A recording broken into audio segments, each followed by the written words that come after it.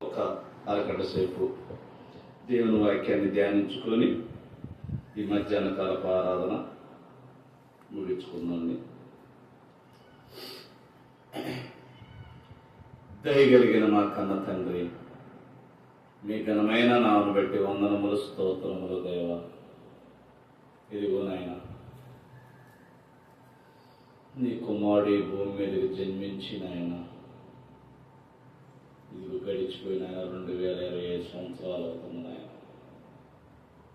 2026 సంవత్సరంలోకి నాయన నీ కుమారుడు యొక్క నాయన పుట్టి ఆయన తిరిగి లేచి ఇదిగో మా బ్రతుకుతున్నామని నాయన, ఇన్ని సంవత్సరాలు ఈ భూమి మీద బ్రతుకుతున్నామని డేట్ వేసుకోవటానికైనా, సంవత్సరములు చెప్పుకోవటానికైనా అన్నిటికీ నాయన నీ కుమారుడు నాయన రాకతో కాల విభజన జరిగింది నాయన.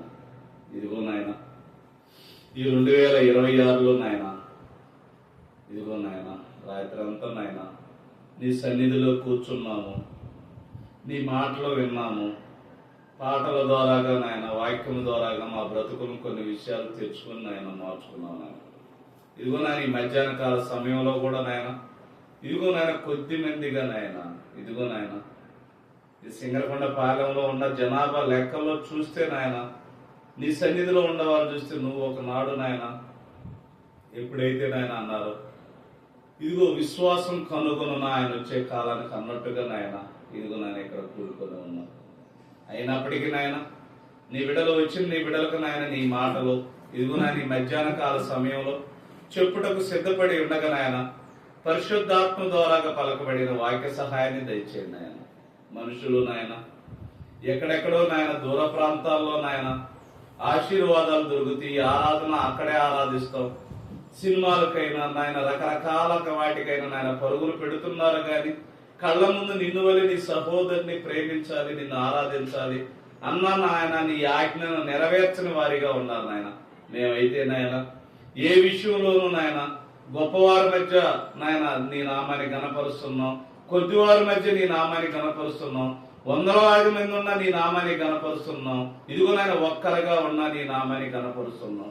మీరు చెప్పిన ప్రకారంగా నాయన మనుషులను చూడక ఇదిగో నాయన నా వైపు చూసి నాయన మీ అడుగులు ఏంటన్న నీ మాట ప్రకారంగా జీవిస్తున్నావు నాయన. ఇదిగో నాయన చెప్పబడుతున్న మాటలు ఈ నూతన సంవత్సరంలో ఈ మధ్యాహ్న కాలంలో మీ బిడ్డలకు ఆశీర్వాదకరంగా దీవెనకరంగా ఇదిగో నాయన మా బ్రతుకులకు మేము మార్చుకునే గొప్ప అవకాశాన్ని అదృష్టాన్ని మాకు దయచేయమని ఈ మనవులు మీ ప్రియ కుమారుడు మా రక్షకుడైన యేసుక్రీస్తు పేరటి ప్రార్థన అడుగుతున్నాం మా పరలోకమందున మా కన్న తండ్రి, ఆమేన్. మంచిది ప్రియమైన దేవుని వాళ్ళారా, కొద్ది మందిగా కూడుకున్న మనం కొన్ని విషయాన్ని చెప్పుకొని మనం ముగించుకున్నాడు ప్రియమైన దేవుని వల్ల ఈ మధ్యాహ్న కాల సమయంలో. ఎందుకంటే అన్ని ప్రాంతాల్లో ప్రతి ఒక్క సమాజంలో కూడుకునే మందిరాల్లో నిజంగా 30వ తారీఖు నవంబర్ నుంచి ఇప్పటి వరకు నిరంతరం చేస్తూనే ఉంటారు, వాళ్ళ కార్యక్రమాలు జరుగుతూనే ఉంటాయి. వాళ్ళు జరగటానికి గల కారణం అందరూ ఈ యొక్క 31 రోజులు, నెల రోజులు వెళ్తారు అనుకుంటున్నారా? అంటే వాళ్ళ సంఘాల్లో 100 మందో 200 మందో 50 మందో ఎక్కువ మంది ఉంటారు. ఉపవాసాల కూడికలకైనా లేదా మిగతా కూడికలైనా కూడుకోవడానికి అందరు రారు. ఎందుకంటే 100 మంది ఉన్నప్పుడు ఇదిగో ఈ ప్రాంతం నుంచి 10 మంది వెళ్ళినా కూడా కొనసాగుతూ ఉంటది, మరో ప్రాంతం నుంచి ఒక 20 మంది వచ్చినా కూడా కొనసాగుతూ ఉంటది. ఎందుకంటే ఎక్కువ మంది జనం ఉన్నప్పుడు కనుక అన్ని కార్యక్రమాలు చేసుకోవడానికి అవకాశం ఉండేది. సరే, మరి కొద్ది మంది ఉన్న మన పరిస్థితి ఏంటి? అంతే కదా, ఇవి ఎక్కువ మంది ఉన్నారు కనుక మరి కొద్దిగా జనం ఉంటారు కనుక కొద్దిగా బాగుంటది. మరి ఒకళ్ళు 2 3 ఉన్న చోట కాడ కూడుకొని దేవుని మాటలు వినాలన్నా, పాటలు పాడాలన్నా, అందుట్లో కుటుంబీకులు మన కళ్ళ ముందు మనకగబడ్డ వాళ్ళ కాడ ఉండాలన్నా కూడా మనకు వచ్చి బాధగానే ఉంటది. అంతే కదా. మీకు ఒకటి జ్ఞాపకం చేస్తాం, నోవా గారి కాలంలో నోవా గారు ఎట్ట ప్రకటించుంటాడు అంటారు? ఏమండి, నోవా గారి కాలంలో నోవా గారు ఎలాగ ప్రకటించుంటారు అంటారు? నోవా గారు దేవుని గురించి చెప్తా ఉన్నాడు. కానీ అక్కడ ఉన్న జనం ఏమంటా ఉన్నారు? ఏమంటారు? ఇదిగో ఇక్కడంట, ఇదిగో ఏదో వస్తుందంట వరద, మనం ముగిపోతామంట, ఇదిగో దేవుడు గురించి చెబుతున్నాడు అది పలానా నోవా గారు అని వాళ్ళు ఎగతాళి చేస్తున్నారు. అలానే ఆ కుటుంబీకులు ఎవరైనా విన్నారంటే కుటుంబీకులు కూడా ఓడలోకి వచ్చినంత వరకు వాళ్ళని బతిలాడుకోవడమే. నోవా గారు అంటే జనం లేరు అనుకోబాకండి. మన స్టార్టింగ్ నుంచేసేసి ఇప్పటి వరకు జనం లేరు అనుకోబాకండి. జనం ఎప్పుడు ఉన్నారు. యేసుక్రీస్తు వారు రెండో రాకడ వచ్చేటప్పుడు ఏమన్నాడు? విశ్వాసాన్ని కనుగొననా అంటే విశ్వాసులే లేకనా? మనం అనుకున్న విశ్వాసులు కాదు, దేవుడు అనుకున్న విశ్వాసాన్ని కనుగొననా అంటే ఎంతో మంది ఉంటారు, వాళ్ళంతా విశ్వాసులు కాదు అని ఆయనకి తెలుసు అంట. ఏమండి, నూతన సంవత్సరంలో మరి ఏదైనా సంతోషం ఆనందం కలిగించేయో మనం మాట్లాడుకుందామంటే ఏముంటుంది? సంతోషం ఏముంటదండి? ఇప్పుడు నేను పుట్టేసేసి దాదాపుగా మార్కు లిస్టు ప్రకారంగా 39 సంవత్సరాలు వచ్చినాయి. ఈ 39 సంవత్సరాల్లో సంవత్సరానికి అంకెలు మార్చుకుంటున్నాం, అదే జీవితాన్ని జీవిస్తున్నాం కనుక మార్పు ఏమైనా వచ్చిందా? మార్పు ఏమొస్తుంది అంటే మార్పు అంటే మన జీవితంలో సంపాదన పెట్టి వచ్చే మార్పు కాదు, అది దేవుడిచ్చే గొప్ప అవకాశం. ఒకళ్ళు చదువు ఎంతో మంది వందల మంది చదువుతుంటారు. ఇప్పుడు మన డిఎస్ఏ కానీ ఇట్లా పోస్టులు వదులుతారు. చదివే వాళ్ళు ఎంతమంది? లక్షల మంది చదువుతారు. అందులో తప్పిపోయే వాళ్ళు ఎంతమంది? వందల మందిలో తప్పిపోతుంటారు. అందులో ఉద్యోగాలు సంపాదించే వాళ్ళు ఎంతమంది? వందల మంది లేదా ఇంకా తక్కువ. అంటే ప్రతి మనిషి చేయటం కోసమైనా విలేజ్ కోసమైనా ఎంతమంది అని ఉంటారు? ఎంతమంది అయినా ఉంటారు దేంట్లో అయినా. చూడండి, ఇప్పుడు మనం ఉదాహరణ చేసుకుంటే, మనం ఉదాహరణకు మాట్లాడుకుంటే, ఇప్పుడు కొన్ని సమాజంలో పార్టీలు ఉన్నాయి. పార్టీలకి ఇప్పుడు ఇవాళ జనవరి 1 రోజున పార్టీల్లో కానీ లేకపోతే హాస్పిటల్లో కానీ లేదా సంఘాల్లో కానీ లేదా ఆ గుడుల్లో కానీ జనం తక్కువ ఉండాలనుకుంటున్నారా? అలాగే పోలీస్ స్టేషన్లో లేరనుకుంటున్నారు. ఏంటో అక్కడ బయట కాసుకొని ఉంటారు పోలీస్ స్టేషన్ కాడ. ఏది ఈ తయాల్లో కూడా కక్షలతో కోపాలతో రకరకాలు జరిగినాయి. అంటే జనం ఎక్కడా తక్కువ అనేవాళ్ళు లేరు, అన్ని చోట్ల కాడ ఎక్కువగానే ఉంటారు. అలాగనే మందిరాల్లో కూడా ఎక్కువగానే ఉంటారు. అయితే మనం తెలుసుకోవాల్సింది ఏంటంటే ఇప్పుడు ఇలాంటి కొత్త సంవత్సరం ఉన్నప్పుడు మన బ్రతుకు ఎంతవరకు బాగుపడింది. డబ్బులు బ్రతుకు కాదు, డబ్బులు బ్రతుకు ఏదో కాలంలో ఎవరో ఒక సమయంలో ఏదో దేవుని కృపను బట్టి ఆయుష్ ఆరోగ్యాన్ని బట్టి ఏదో ఒక రూపంలో అన్ని కలిసి వచ్చినప్పుడు అవన్నీ కొనసాగుతూ ఉంటాయి. ఎవరో ఒక టైంలో ఒక్కో టైంలో హెచ్చించబడతాం, ఒక్కో టైంలో తగ్గించబడతాం, ఒక్కో టైంలో హెచ్చించకుండా తగ్గించకుండా మౌనంగా వెళ్తుంటాం. ఇవన్నీ సహజంగా ఎన్నో మనం చూస్తూ ఉంటాం. అయితే నూతన సంవత్సరంలో నూతనంగా మన యొక్క స్థితిగతుల్ని ఎలాగ మార్చుకోవాలి, దేవుడు మన కొరకు ఎలాంటి విషయాలు తెలియజేస్తున్నాడు అన్న కొన్ని విషయాలు మీకు తెలియజేస్తాను. జాగ్రత్తగా కొనసాగించుకుంటూ కొన్ని విషయాలు ఇవాళ మన దేవుణ్ణి ఎవరిని బట్టి నమ్మాలి, ఏమండి, ఎవరిని బట్టి సహించాలి, ఎవరిని బట్టి ఆనందించాలి, ఈ విషయాన్ని మీకు తెలియజేస్తాం. ఇవాళ దేవుణ్ణి నమ్మాలంటే ఏమంటారంటే, మీరు జాగ్రత్తగా వినండి. దేవుణ్ణి నమ్మాలన్నా దేవుని సన్నిధికి రావాలన్నా కూడా ప్రతి ఒక్కళ్ళు ఎలా ఉంటారు? మనతో పాటు ప్రార్థనకు వచ్చే వాళ్ళన్నా చూడాలి, లేదా ప్రార్థనకి పోతూ వాళ్ళు ప్రార్థనకు అనుకూలతకు లేకుండా ఉంటారు. చూడు, అట్టని చూస్తారు. ఏమంటారో తెలుసా? అయ్యి ప్రార్థనకి నమ్ముకోని అంటున్నావు కానీ ఒక్కసారి ప్రార్థన పోయి వాళ్ళు చూడని అంటారు. అంటే ఇతను నమ్మాలంటే ఎవరిని బట్టి ఇట్లా ఒక్కొక్కరిని బట్టేసేసి, ఇప్పుడు మనకు కుటుంబం ఉందనుకో, ఎవరిని బట్టి ఎక్కువగా కుటుంబం వర్ధిల్లుతూ బాగా సాగిపోతుందంటే కుటుంబ యజమాని. ఇప్పుడున్న కల్చర్ని బట్టి, ఇప్పుడున్న విధి విధానాలను బట్టి మనం చూద్దాం. ఎప్పుడైనా యజమాని కుటుంబానికి ఇక ఒక పంచాయతీకి వచ్చేలేకే ఒక ప్రెసిడెంట్ ఉంటాడు, అతను పెద్ద. ఇట్లా మండలానికి వచ్చేలేక, రాష్ట్రానికి వచ్చేలేకే, అలాగే దేశానికి వచ్చేలేకే, ఇట్లా ప్రతి ఒక్కదాన్ని బట్టేసి మనం ఒక్కసారి చూసుకోగలిగితే ఆ పంచాయతీలు కానీ, ఆ రాష్ట్రాలు కానీ, ఆ దేశాలు కానీ అవన్నీ నడిపించబడతాయి. అంటే వ్యవస్థలు ఉంటాయి కదా, చాలా వ్యవస్థలు ఉంటాయండి. ఇప్పుడు మనకి ఈ శరీరంలో నేను మాట్లాడగలుగుతున్నానంటే లోన నరాలు పని చేయాలి, లోన రక్తం అంతా మొత్తం పారాడుతూ ఉండాలి, గుండు కొట్టుకుంటూ ఉండాలి. ప్రతి ఒక్క అవయవంలో ఏ వ్యవస్థ డామేజ్ వచ్చినా సరే నా అవయవంలో ఏది పని చేయదు. ఏదో ఒక లోపం అగపడతా ఉండిద్ది. ఇప్పుడు కారు యాక్సిడెంట్ అయింది, కారు లోపం అగపడుతుందా? లోపం అగపడుతుంది. ఎవరైనా బ్రెయిన్ స్ట్రోక్ వచ్చిన వాళ్ళకి బ్రెయిన్ లోపం అగపడుతుందా? అగపడుతుంది. ఇలాగ అన్ని చూస్తూ ఉంటే నువ్వు వాళ్ళ బట్టి చూసేసి నీ శరీరాన్ని కాపాడుకుంటావా, లేకపోతే నీ శరీరం ఎక్కువ కాలం బ్రతకాలని కాపాడుకుంటావా? అర్థమైందా? అంటే మనం ఎవరిని బట్టి నమ్మాలి? మన శరీరాన్ని కాపాడుకోవటానికి, మన కుటుంబాన్ని వర్ధల చేయడానికి ఎవరిని చూస్తావు?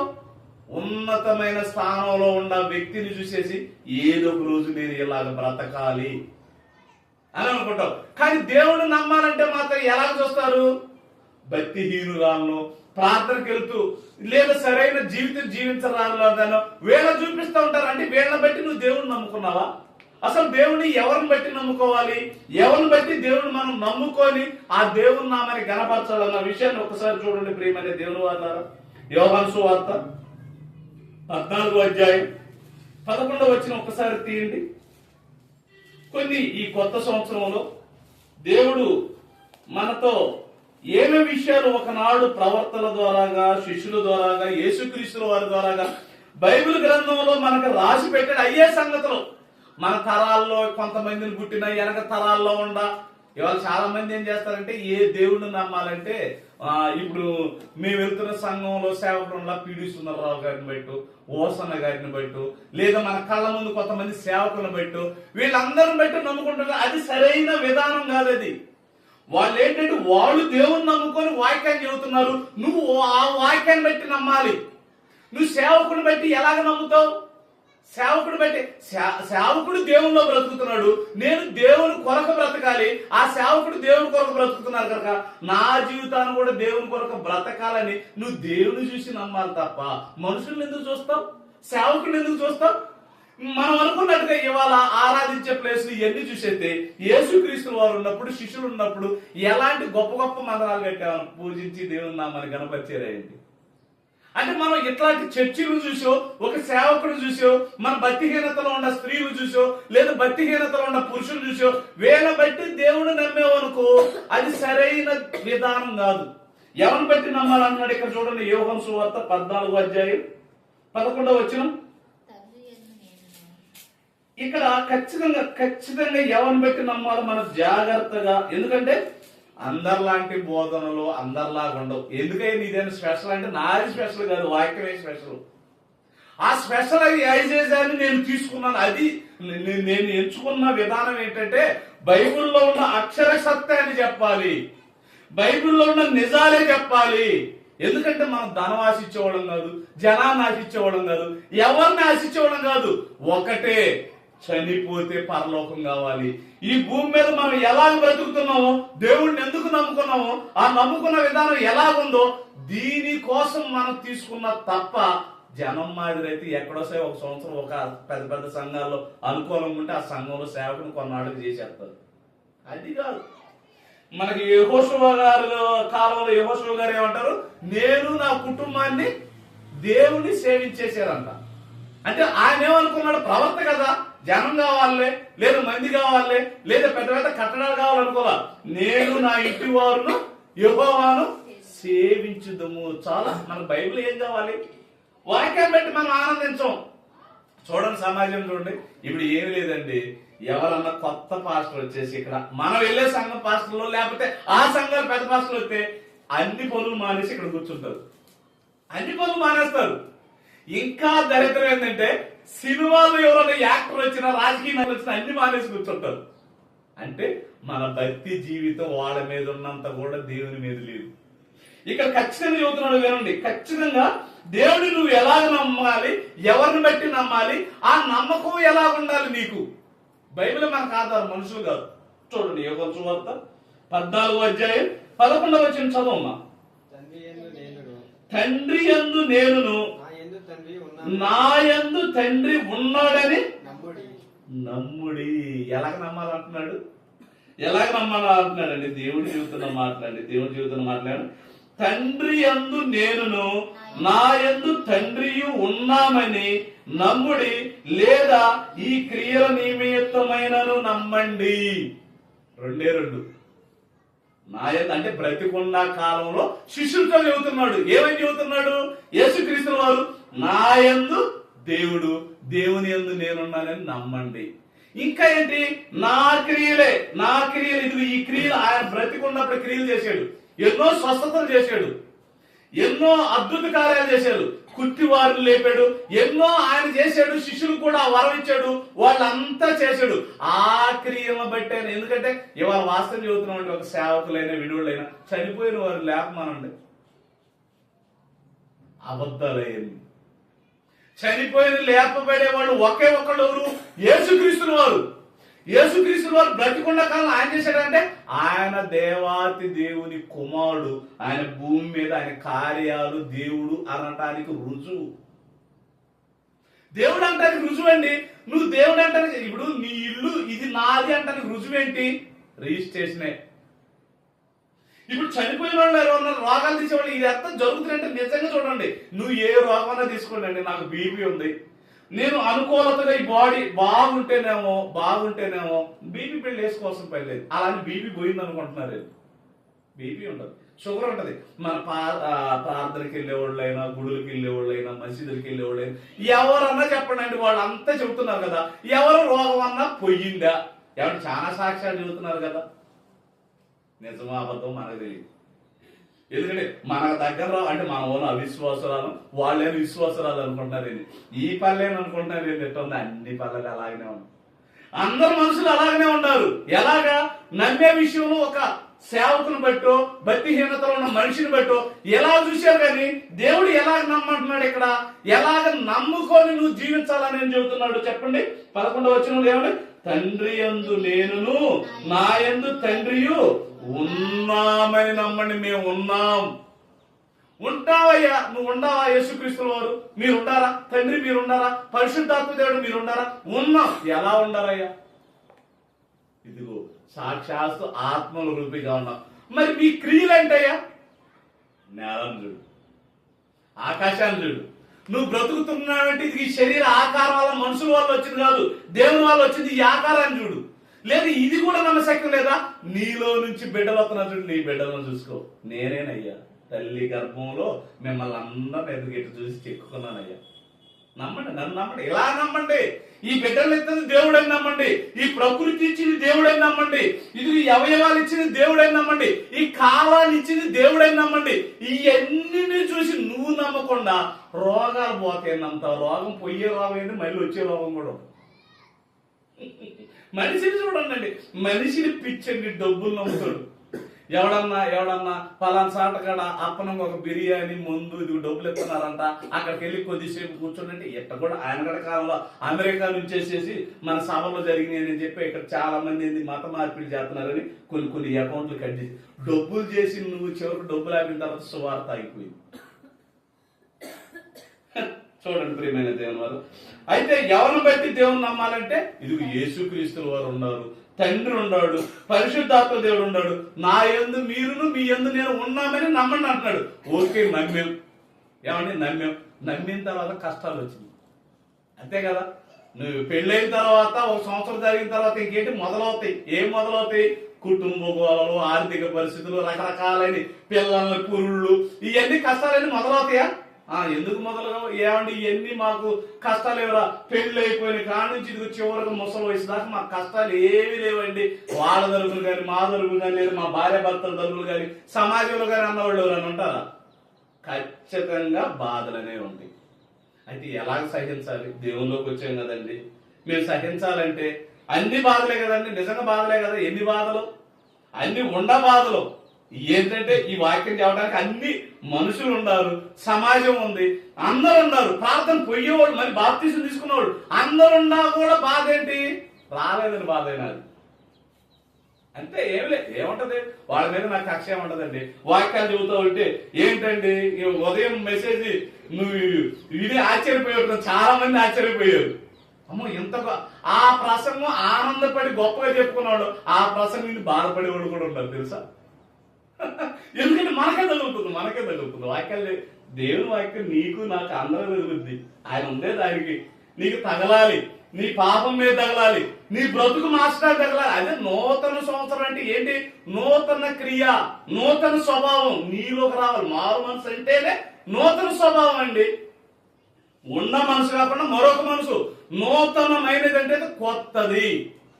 మరి కొత్త మనసు ఏంటి? కొత్త జీవితం ఏంటి? ఒక భార్య భర్తలు పెళ్ళైన తర్వాత కొత్త జీవితం వేరే పడ్డారు. కొత్త జీవితం అంటే వాళ్ళకి ఎలా ఉంటది? అదిగో తాను తన భార్య ఇద్దరు అనుకున్నవన్నీ వాళ్ళ లక్ష్యాలన్నీ నెరవేర్చుకోవటం కొత్త జీవితం ప్రారంభించారు.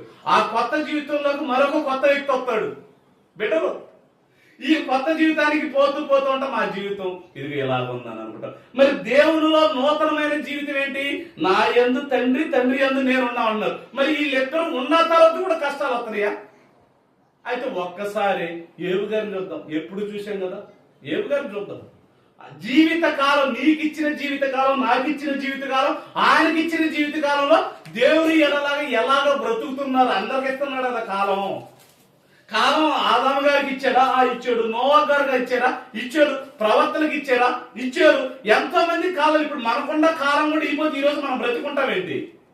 నూతన సంవత్సరమే కదా, అమ్మో మరణం గురించి నేను మరణం మాట్లాడినంత సేపు దేవుడు ఊరుకుంటాడండి.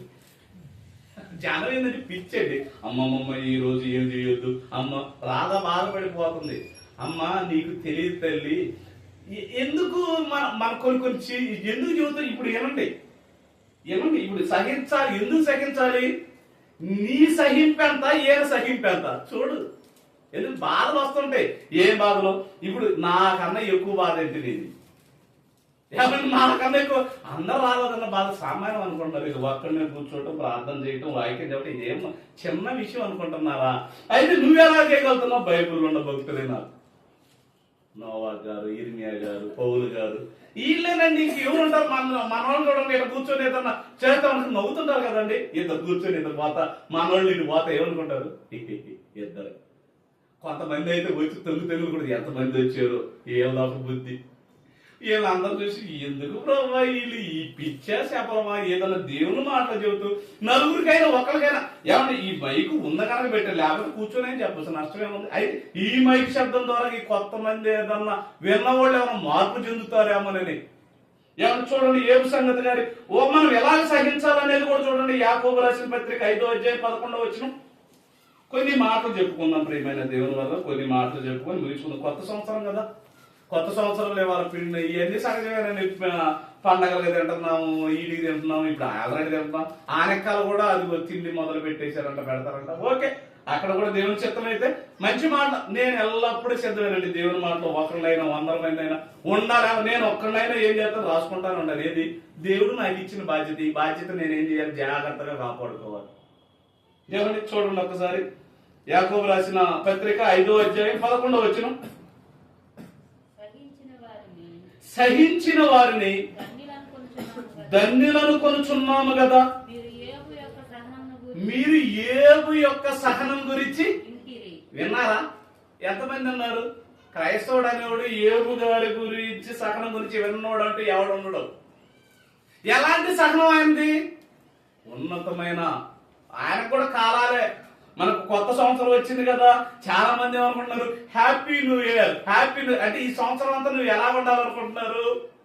హ్యాపీగా ఉండు నాయన ఈ సంవత్సరం అంతా అన్నారు. నేను అనుకుంటున్నా కదా, పోయిన సంవత్సరం ఎక్కువ పాపాలు చేశారు, ఈ సంవత్సరం ఇంకెన్ని పాపాలు చేసేవాళ్ళని చూడాలో, ఎంతమంది తగాదలు ఆడుకునేవాళ్ళని చూడాలో, ఎంతమంది రాజకీయాల కోసం దరిద్రాలన్నీ చూడాలో, ఎంతమంది మారినోడు గురించి ఎన్ని తిట్లు తిట్టేవాళ్ళు చూడాలో, ఎంతమంది నీ టీవీల ద్వారాగా, ఈ పత్రికల ద్వారాగా, సమాజం ద్వారాగా ఎన్ని దరిద్రాలు ఇంకా చూడాల్సి వచ్చిద్దు. మారాలని దేవుడు కోరుకుంటున్నాడు, నూతనంగా బ్రతకాలని దేవుడు కాలాన్ని ఇస్తున్నాడు. కానీ మనిషి ఈ ఎన్ని సంవత్సరం మనకిచ్చిన బ్రతుకాలం, మీ ఇచ్చిన బ్రతుకాలంలో పలానా జీవితం ఇదిగో ఈ నూతన సంవత్సరంలో నిజంగా పోయిన సంవత్సరం చేయని తప్పులన్నీ చేయట్లేదని ఎవరన్నా చూపించగలరా? నేను చూపించలేదు, నేను చెప్పలేను. ఎందుకు? దేవుని మాటల ప్రకారంగా బ్రతకటానికి ట్రై చేయటమే. ఎందుకంటే మన లోటు పోట్లు మన దగ్గర ఉండవాళ్ళుకొని దేవుడికి మాత్రం తెలుసు. పక్కన లేదు. ఇప్పుడు నా గురించి చెప్పాలంటే నా భార్య చెప్పింది, నేను కషాయుడినా మంచోడినా. ఆమె గురించి చెప్పాలంటే నేనే చెబుతా. మీరు కూడా అంతే, మిమ్మల్ని గురించి ఇంట్లో కుటుంబాల గురించి చెప్పాలంటే మీరే చెబుతారు, మళ్ళీ దేవుడు చెబుతాడు. మీ అసలు రహస్యాలు కూడా దేవుడు చెబుతాడు. నమ్ముతారా? నమ్మండి. కొత్త సంవత్సరం కదా, కొత్త మాటలు అంటే ఇయే కొత్త. ఏ కొత్త? మన బ్రతుకు జీవితాన్ని దేవుని మాట ద్వారాగా బలపరుచుకునేవి. బలహీన చాలా మంది ఏమంటారు, ఇదిగో ఈ రాత్రి కూడా మీరు వినుంటారు, ఈ సంవత్సరం మునుపటి సంవత్సరం కాక నిన్ను అత్యధికంగా దీవించును గాక. ఏంటి మాట? ఏం దీవిస్తావు? ఏం దీవిస్తావు? నోరు మార్చుకోకుండా, తత్వాన్ని మార్చుకోకుండా, స్థితిగతులు మార్చుకోకుండా.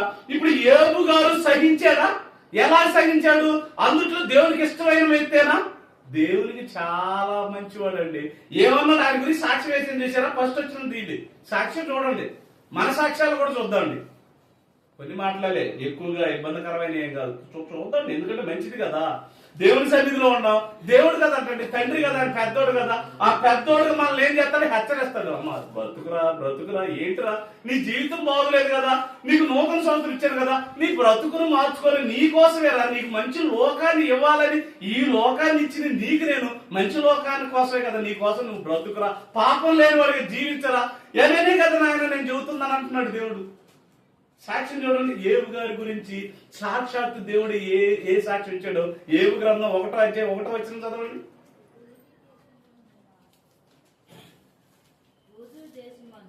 ఊజు దేశమందు ఏబోను ఒక ఊజు దేశం అంటే మస్కట్.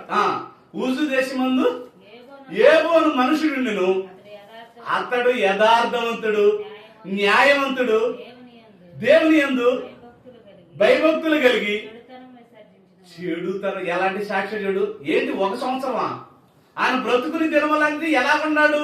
1 రోజు సాక్ష్యం ఇచ్చింది కాదు. మనమేంటి 1 రోజు జరుపుకోగలే, 4 రోజులకి ఎట్లా దొరుకుద్ది, లేకపోతే 5వ రోజు మురిగిపోయినా దొరుకుద్ది. ఇది కూడా సాక్ష్యాలు చెబుతుంటారు. కొన్ని ఆ ఛానల్లో చూడండి, ఆ యూట్యూబ్ లో పెట్టే దరిద్ర వాక్యం తెలియదు దరిద్రులు చాలా మంది, స్త్రీలు పురుషులు. ఏంటండి ఇది ఇలా సిలిండర్ పెట్టిందంట అట్ట వచ్చిందంట, ఇటీఎంలో ప్రార్థన చేసిందంటే, ఏం దరిద్రాలు. నీ క్రైస్తవాన్ని అవమానపరుస్తున్నావా? క్రైస్తవాన్ని ఏం చేస్తున్నావు? నిన్ను పుట్టించినందుకు, గాలి ఇచ్చినందుకు, నీరు ఇచ్చినందుకు, ఇవన్నీ ఇచ్చి ఆ దేవుడి పేరు చెప్పుకొని నీ బ్రతుకేంటి? అవమానపరుస్తున్నావు క్రీస్తుని, దేవుణ్ణి, సమాజం, క్రైస్తవాన్ని. చాలా మంది చూడండి, ఇక భోజనం చేస్తే డబ్బులు వచ్చినాయి అంట. మరి నువ్వెందుకు కానుకలు పడుతున్నావు? ఎవరెందుకు సేవకులంతా కానుకలు ఎందుకు పడుతున్నారు? ప్రార్థన చేస్తే డబ్బులు వస్తాయి, దీవిస్తాడు దేవుడు. ఎందుకు కానుకలు పడుతున్నావు? ఎందుకు ఇదిగో దశభాగాలు ఇవ్వాలని చెబుతున్నావు? ఇవన్నీ నీకేంటి? నువ్వు కష్టపడి పని చేసుకొని రూపాయి కూడగట్టుకొని ఇదిగో దేవుని పిల్ల ఆత్మల రక్షణ అర్థమై ఇదిగో నీకు వచ్చే దాంట్లో 100 రూపాయలు వచ్చినా ఇదిగో దేవుని కోసం 10 రూపాయలు ఖర్చు పెట్టని ఇచ్చేదే కానుక. అది దేవుని పిల్లలుగా నువ్వు చేయలేవు కదా. ఇదిగో దేవుని పిల్లలుగా సేవ కోసం అంకితం అయ్యి వారి జీవితాన్ని పెళ్లిళ్ళు చేసుకోకుండా లేదా దేవుని కుటుంబంగా ఉంటూ దేవుని కోసం నా జీవితం కొంత అర్పించుకుంటారు కనుక వాళ్ళకు నువ్వు అంత సహాయం చేసావనుకో, ఆ సహాయం ద్వారాగా పోవాలి కదా. ఎందుకు ఆ డబ్బులు? ఇదిగో వెహికల్ ఖర్చు ఉంటాయి, మైకులు ఉంటాయి, ఎన్నో రకాలుగా ఉంటాయి. అవన్నీ వాళ్ళు కష్టపడితే నీకు డబ్బులు వస్తుంది. మరి ఈయన ఏం కష్టపడుతున్నాడు? ఆత్మల రక్షణానిక ఇదిగో ఈ బైబిల్ అని మాటలు చెప్పడమే కష్టం. అది పరిశుద్ధాత్మ దేవుడు, తండ్రి అని దేవుడు, యేసుక్రీస్తు పలకబడిన మాటలు మనకు వాక్శక్తి రాకపోతే పెంతెకొస్తు పండగ దినమున వాక్శక్తి అనుగ్రహించిన కొలది దేవుడు అనుగ్రహించాడు. ఇది నువ్వు చెప్పు నాయనని నిర్ణయించిన వాళ్ళకు నువ్వు సహాయం చేసావనుకో, దేవుని కొరకు బ్రతుకుతున్న పిల్లలకు నువ్వు కూడా పాలి భోగిస్తుడివే, దేవుని కుమారుడుగా, కుమార్తెగా. సాక్ష్యం ఇచ్చాడు కదా. ఏమని సాక్ష్యం ఇచ్చాడు? తండ్రి అయిన దేవుడు యథార్థవంతుడు, న్యాయవంతుడు, నీతిమంతుడు. అసలుకి ఆ దేశంలో అలాంటి వాళ్ళు అంటే ఎన్ని సంవత్సరాలు? ఆయన బ్రతుకునిచ్చిన అన్ని సంవత్సరాలు సహించిన వాళ్ళు ధన్యులు అనుకుంటున్నాం కనుక ఏమి ఎలాంటి సహనాన్ని ఏమంటే చెప్పి చేశాడండి దేవుడు. ఏబు గారికి చెప్పి చేశాడు.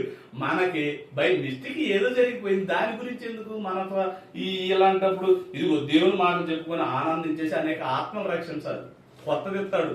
ఈ ఏబు గారికి సహించిన గొప్పగా చేసిన తర్వాత ఏం చేశాడు దేవుడు? నేనేమనుకున్నానంటే ఎవరికో అవసరమై తీసుకెళ్ళి ఉంటారులే పానీలు అనుకున్నాను. ఇంకేమంటాను మనం?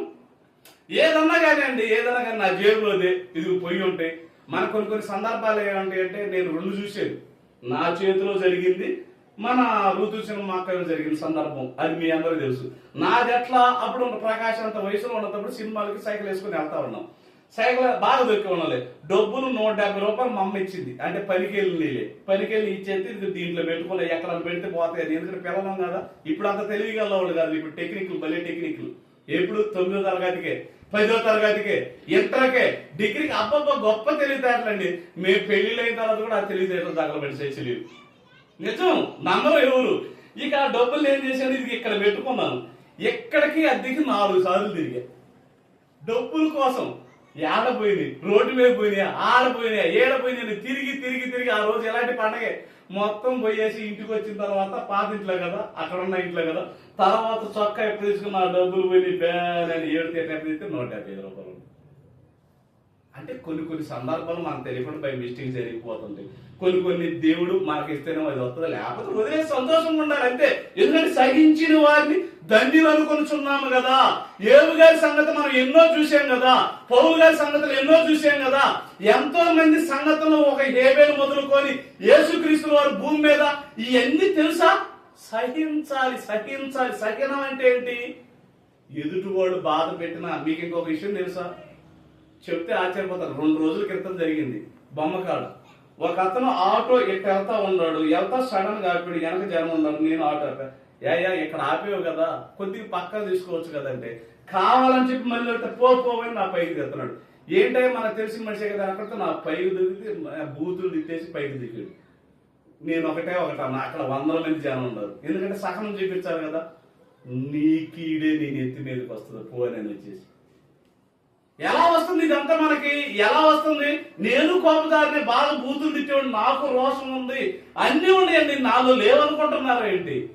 అన్ని లక్షణాలు నాకు ఉండి, ఇప్పుడు ఉంటే ఎప్పుడు ఉంటాయి. వాటిని మనం ఏం చేయాలి? సహించుకోవాలి. ఎవరి కోసం? నువ్వు ఎవరిని బట్టి దేవుడిని నమ్మావు? ఎవరిని బట్టి? నీకు రుజువు చూపించాల్సినంత దేవుడు ఉన్నాడని నాకు రుజువు. నీకు రుజువు, నువ్వు బతుకుతున్నావు, అదే రుజువు. నువ్వు బ్రతుకుతున్నా ఇంకెంతకన్నా రుజువు ఏంటి? దేవుడిని నమ్ముకోవాలంటే నీకు రుజువు ఏంటి? గాలిస్తున్నాడు, నీరుస్తున్నాడు, నిప్పిస్తున్నాడు, తల్లి ఇచ్చాడు, పిల్లనిచ్చాడు, కొడుకునిచ్చాడు, అందరిని ఇచ్చాడు. ఇక నీకు నమ్ముకోవాలంటే ఏం దేవుడు ఉన్నాడండి అంటే వాడు చెప్తే కానీ నువ్వు నమ్ము. ఎదుటోడు కీడు జరిగితే కానీ నువ్వు నమ్ము. అదే కదా. నాకు ఒక మనిషి ఉన్నాడండి, పెద్ద వయసున్న రాజకీయ నాయకుడు. ఏమంటాడు తెలుసా? ఏ దేవుడు లేండి మీ ఏది కదా, యాదవులకే మనం మాట్లాడకూడదు, పలానోళ్ళకే వాళ్ళకి ఆయుష్ ఎందుకు ఇస్తున్నాడు? నువ్వేమన్నా మంచోడు ఏంటి? నువ్వు అనుకుంటున్నా ప్రతి ఒక్కరు చూడండి, ప్రతి ఒక్కడు ఎదుటివాడు నాశనం అయిపోయి ఎదురుపై దరిద్రతలోకి వెళ్తే కానీ సంతోషించే మనసు ఎవరిది? మనసు అంటే నూతన సంవత్సరంలో మనలో ఉన్న తత్వాలను మనం మార్చుకునే అవకాశం దేవుడు మనకిస్తున్నాడు. యోబు గారి సంగతి ఆలోచించామన్నా కదా.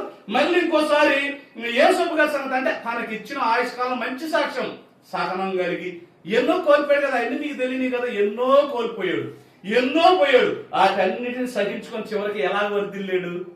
2 తన మనవాడి వాళ్ళని చూసి అంతగా అని తనకి ఇచ్చిన ఆయుష్ కాలంలో నువ్వు కొత్త సంవత్సరం ఇచ్చినా, కొంత ఏదన్నా ఇచ్చినా కూడా నూతనంగా బ్రతికే స్వభావాన్ని ధరించుకున్నాడు. ఎవరు? యోబు గారు. అలాగే యేసేపు గారి గురించి కూడా 2 మాటలు చూసుకొని మరి కొన్ని మాటలు చెప్పేసి ముగిస్తాను. ప్రియమైన దేవుని వల్ల చూడండి ఒక్కసారి. ఏమండి? హెబ్రీయులు రాసిన పత్రిక 1వ అధ్యాయం 11వ అధ్యాయం. ఏమండి? హెబ్రీయులు రాసిన పత్రిక 11వ అధ్యాయం 21వ వచనం. విశ్వాసమును బట్టి యాకోబు అవసన కాలమందు యేసేపు కుమారులలో ఒక్కొక్కరిని ఆశీర్వదించి తన చేతి కర్ర మొదల మీద ఆనుకొని దేవునికి నమస్కారం. అంటే విశ్వాసాన్ని బట్టి యాకోబు అవసర కాలం మంది యేసేపు కుమారులలో ఒక్కొక్కరిని ఆశీర్వదించాడంట. అంటే తనకి ఇచ్చిన ఆయుష్ కాలంలో ఇందా చెప్పాను కదా, మనకి ఏదన్నా ఆస్తులు రావాలన్నా ఏదన్నా జరగాలన్నా కూడా దేవుడు కాలం నిర్ణయించాడండి. నువ్వు ఈ కాలంలో పుట్టాలి. మీరు చాలా మంది నేను ఈ కాలంలో ఎందుకు పుట్టాలి, ఎక్కడ ఎందుకు చేయాలన్న సంగతి నాకు తెలుసు, మీకు తెలుసా? అదేంటి ఎవరు లేరు కదా, నువ్వెందుకంటే ఎవరో లేదు గనకనే చెయ్యి, ఎవరో రారు గనకనే చెయ్యి. ఎవరు ఎవరు ఎవరు ఈ నోవాహు గారు ఇచ్చిన కాలంలో ఎవరైనా వింటారని చేసేదేంటి? తన బ్రతుకు కాలంలో నీ బ్రతుకు దేవునిలో చక్కగా బ్రతకాలి. క్రైస్తవుడు అంటే చిన్నది కాదండి. మనం అనుకున్నంతే రేతులు వెళ్ళేసి పాటల కాడ డాన్సులు వేసేసి లేదా వీడియోలాగా మనకున్న అది అనుకుంటున్నారు. అది క్రైస్తవ్యం కాదు. ఒక మోసుకు వేసేసింది దెయ్యం. నీలో ఉన్న తత్వం మారనకుండా ఏం చేస్తుంది? అది ఏం చేస్తుంది?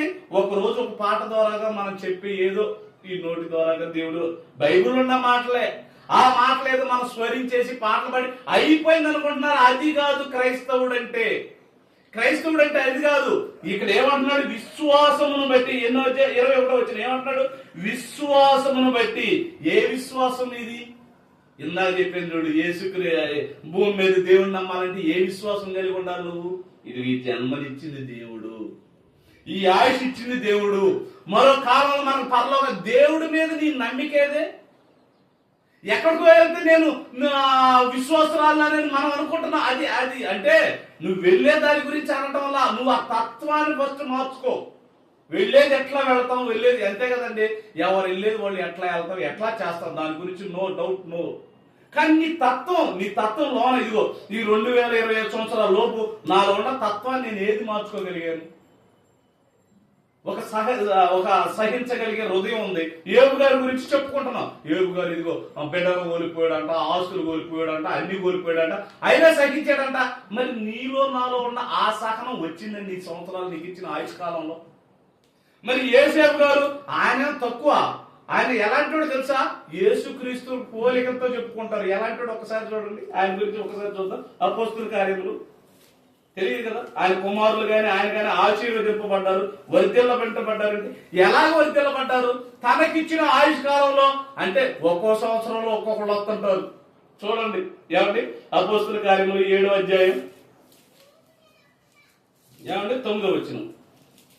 అపోస్తుల కార్యములు 7వ అధ్యాయం 9. ఆ గోత్రకర్తలు మత్సరపడి యోసేపును ఐగుప్తులోనికి పోవటకు అమ్మివేసిరి గాని దేవుడు అతనికి తోడయుండి అతని శ్రమలన్నిటిలో నుండి తప్పించి.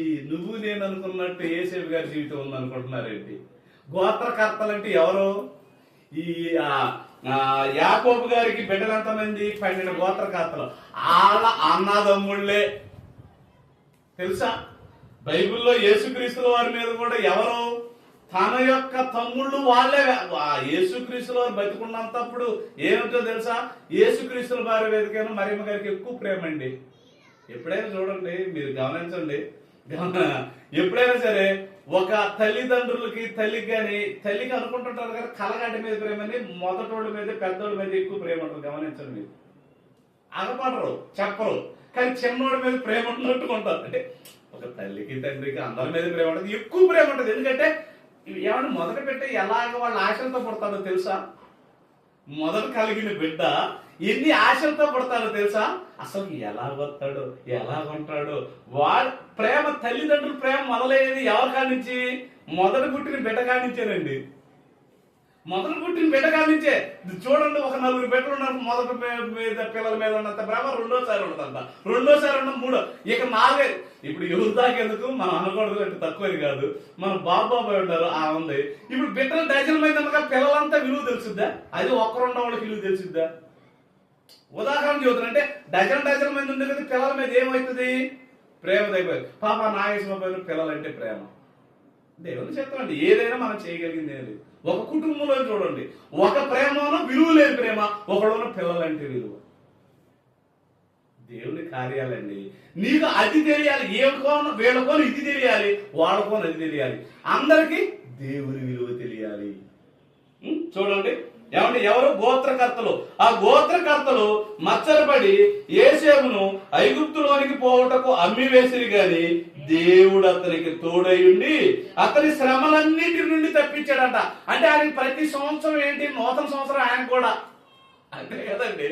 ఇప్పుడు చిన్న పిల్లలకు కానీ పెద్దోళ్ళకి కానీ మన ప్రభుని నమ్మిన వాళ్ళకి కానీ అందరికి నూతన సంవత్సరం ఒకరికైనా? అందరికి నూతన సంవత్సరమే. ఈ నూతన సంవత్సరంలో హాస్పిటల్ ఉన్న వాళ్ళకి కూడా నూతన సంవత్సరమే. బెడ్ మీద ఉన్నవాళ్ళు కానీ పోలీస్ స్టేషన్ కాడ ఉన్నవాళ్ళకి నూతన సంవత్సరమే. పార్టీలు కాడ ఎవరు కేకులు కట్ చేసుకున్న వాళ్ళకి నూతన సంవత్సరమే. ఇదిగో దేవుని సన్నిధిలో ఉన్న మన అందరికీ నూతన సంవత్సరమే. కానీ దేవుడు ఎవరికి తోడై ఉంటాడు? అదేంటండి, వాళ్ళు కూడా తోడై ఉండిపోతే ఎట్ట బతుకుతున్నారు? 60-70 సంవత్సరాలు ఈ భూమి మీద ఆయుష్ ఇచ్చాడంటే వాళ్ళకి నువ్వు దేవుని ఏదో బ్రతుకుతావని వాళ్ళకి ఆయుష్ ఇచ్చేసాడు దేవుడు.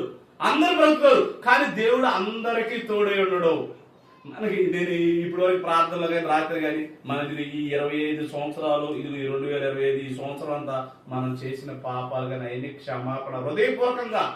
నిజంగా నేను చేసే పాపం నీకు తెలియదు, నువ్వు చేసే పాపం నాకు తెలియదు, మనందరి పాపాలు దేవునికి తెలుసు. కనుక నువ్వేం చేయాలి? ఈ సంవత్సరంలో నేను పాపాలు చేశాను లేదా సహించని వారిగా ఉన్నానేమో, ఇదిగో నాకు ఒక యేసేపు గారి గోత్రకర్త తన ఇంట్లో వాళ్ళు మచ్చలు పడినట్టు మన సమాజంలో మన కుటుంబాల్లోనూ మన పల్లెల్లోనూ ఎంతో మంది మచ్చలు పడుతున్నారేమో, అయినా కూడా దేవుడు నీకు తోడై ఉన్నాడు. తోడై ఉన్నవాడికి ఎలా ఉంటారు? కింద వచ్చిన చదవండి ఏమండి. ఆయన శ్రమలన్నిటినీ తప్పించి దయను జ్ఞానమును ఐగుప్తు రాజైన ఫరో ఎదుట అతనికి అనుగ్రహించినందున ఫరో ఐగుప్తునకు తన ఇంటంతటికి అతని అధిపతిగా నియమించాడు. మచ్చపడింది ఎవరు? అన్నలు కుటుంబీకులు. కానీ దీవించడం చేసింది ఎవరు? తండ్రి అయిన దేవుడు. ఎలా దీవించాడు? ఆయన శ్రమలన్నిటిలో తోడై ఉండి ఏం చేశాడు? తోడై ఉండి దయనిచ్చాడు, జ్ఞానం ఇచ్చాడు. ఐగుప్తు దేశంలో ఆయనకి ఏమిచ్చాడు? ఐగుప్తు రాజైన ఎదుట చూడండి, సమాజం ఎదుట. ఇవాళ మనం ఇంత వాక్యం చదువుతుంటే మీరు అనుకున్నట్టు సీని కాడ ఒక 2-3 ఎవరన్నా మాట్లాడటానికి భయపడతారు తెలుసా? ఏంటి లోకంలో రాజకీయాలు ఈ దరిద్రాలు కాదండి. దేవుని వాక్యంతో మాట్లాడడానికి అమ్మో స్టాండర్డ్ మనం సర్వం తెలుసయ్యా అని అంటుంటారు. మీకు వినపట్లేదు, ఎవరు వింటలేదు అనుకోబాకండి. ఏమంటే ఎవరు తీర్పు జరుగుతుందంటే ఎవరికి నీకేనా తీర్పు? ఇప్పుడు దేవుడిని మీరు మాట్లాడిన వాళ్ళకి తీర్పు లేదా? అందరికి ఉంది. మరి తీర్పు జరగాలంటే ఏం జరగాలి? వాక్యం చెబుతున్నా నీకు. ఇవాళ కాలం ఎందుకు మధ్యవర్తికి రాత్రి అన్నట్టు మీ మధ్యవర్తి ఏం చేసాడు? నిబంధన చేసాడు. అంటే యేసుక్రీస్తు వారు వచ్చినంత వరకు నిబంధన లేదా? మరి కాలం ఎందుకు మధ్యవర్తిగా వచ్చాడు? మధ్యవర్తిగా వచ్చేది క్షమించు అన్న కాలానికి మొదలుపెట్టిన ఏకైక యుగ పురుషుడు శక పురుషుడు యేసుక్రీస్తు వారేనండి. అంటే ఆయన రక్తం వాళ్ళ ప్రతి ఒక్కళ్ళు ప్రవేశించి ఏమంటుంది? క్షమించు క్షమించు క్షమించని పలుకుతున్న ప్రోక్షణ రక్తం ఎవరిలో ఉంది? క్రైస్తవులో ఉంది. అందుకే ఏ విషయాన్ని కూడా సహించాలా? సహించాలమ్మా. అమ్మ ఎదుటోళ్ళు తిడుతున్నారా? అయినా పర్లేదమ్మా, నువ్వు తిట్టకూడదమ్మా. ఇది ఎదుటోళ్ళు మిగతా వాళ్ళు చూడండి, మిగతా మేమంటే ప్రభువు నమ్మి అబద్ధాలు ఆడుతున్నారు, మీరు ఆడుతున్నారు ఏందా అని వాళ్ళు ప్రశ్నిస్తారు. చూడండి, నిజమే. నన్ను అతను ఏమన్నాడు అనుకున్నా, నువ్వు పాస్టర్ అంటారా అన్నాడు. నేను పాస్టర్ కాదు, తర్వాత నేను అడిగేది నువ్వు మాట్లాడేది ఏమన్నది అంత వ్యతిరేకమైన నిజుడు. నిజ క్రైస్తవుడికి అన్ని వ్యతిరేకాలే. నువ్వు బండి కదిలిచ్చినా బండి పెట్టినా అసలు అన్ని ఎందుకు దెయ్యం ఏం చేసిందండి? వీడికి ఈ పూట పొద్దున్న చూడండి ఎంతో సంతోషం, రాత్రి అంతా జరిగింది అనుకుంటే ఏమొచ్చేసి ఎక్కడ కూర్చొని అంటుంది ఏంద్రా నాయన ఇది మధ్యాహ్నం ఆరాధన జరగాలి, సాయంత్రం అక్కడ మరి అవకాశం దొరకదో జరుగుద్దో జరగదో. ఎందుకంటే మనం చేసుకున్నాయని చేసుకుని వచ్చి ఇక్కడైతే మనవాదాలకి నిజంగా మన ద్వారా ఇది చేయటం ఏంటండి? అంతా అయిపోయిన తర్వాత ఏం చేస్తారు? ఇప్పుడు అక్కడ అంతా కేకులు కట్ చేసుకున్న తర్వాత వెళ్ళి మా ఆంధ్ర వెళ్తే ఏమనుకుంటారు? దేవుడు అక్కడ చూస్తున్నాం మన పల్లె ద్వారా. మనం నిజం నమ్మండి. నేనేమన్నా మీ మీద కోపము వాళ్ళ మీద కోపం ఇంకోటి నిజం చెబుతున్నాం. ఒక రోజులో ఇప్పుడు ఒక పెళ్లికి బంతికి వెళ్తామండి, ఒక పెళ్లికి బంతికి వెళ్తాం. బంతికి వెళ్ళినప్పుడు అందరు అయిపోయిన తర్వాత వెళ్ళిన తర్వాత అక్కడ లేని ఒకటైతే ఏమంటావు నువ్వు? నేనే గతి లేకుండా నీ ఇంటికి వచ్చాను అనుకున్నా, నేను గతి లేకుండా నీ పెళ్లికి వచ్చాను అనుకుంటున్నావా? నువ్వు చూసే చూపింది ఒక లేకపోతే లేదన్నా కూడా నేను చెప్తా కానీ ఇది నువ్వు విసిరేటువంటి అని అంటావు. ఇవాళ మన బతి మన పల్లె ద్వారా అలాగే చేస్తున్నాం. అయితే మేము వెళ్ళొద్దా? వెళ్ళిన అవకాశం ఇది మధ్యాహ్న కాల సమయంలో అందరూ వచ్చి కూడుకుంటూ వచ్చిన నష్టం ఏంటి? ఏమన్నా నష్టం ఏంటి? దేవుని మాట్లాడటానికి మతము సంఘాలు సేవకులు అంటే ఇదేంటండి? వాక్యం వినడానికి ఈ అడ్డాలు ఏంటండి? ఈ దరిద్రాలు ఎవరు నేర్పారు? ఈ కొత్త సంవత్సరాలు ఈ దరిద్రం మానుకోపోతే మన బ్రతుకులేక మారవు. ఏమండి? అయితే ఈ నూతన సంవత్సరంలో నువ్వు నేను ధరించుకోవాల్సిన ఆయుధాలు కొన్ని 4 మాటలు చెప్పేసి నేను ముగిస్తాను. చూడండి ప్రియమైన దేవుని వాదాల. ఏమండి? నూతన సంవత్సరంలో నీవు నేను ఈ వాక్యం ద్వారాగా ధరించుకోవాల్సిన ఆయుధాలు ఏంటి? ఎలాంటి ఆయుధాలు ధరించుకోవాలి? మరి ఎన్ని సహనం కలిగి ఉండాలి? ప్రభువుని దేవుని నమ్మాలంటే ఇదిగో వీటన్నిటిని చూసేసి మనం చూసి నమ్మాలి. అయితే మనం ఈ కొత్త సంవత్సరంలో మనం ఏదైనా వైద్యుడు ఒక యుద్ధానికి వెళ్ళినా దేనికైనా ధరించుకోవాల్సిన ఎన్ని కలిగి ఉండాలి? నూతనంగా మన స్వభావం కలిగి ఉండాలంటే మనలో ఏముండో చూసుకోవాలి. వాటిని తీసేసుకోవడానికి మనం సిద్ధపాటు కలిగి ఉండాలి. ఆ మాటలు చెప్పేసి నేను ముగిస్తాను ప్రియమైన దేవుని వాళ్ళారా. 2 కొరింథీయులు రాసిన పత్రిక 6వ అధ్యాయం. ఏమండి?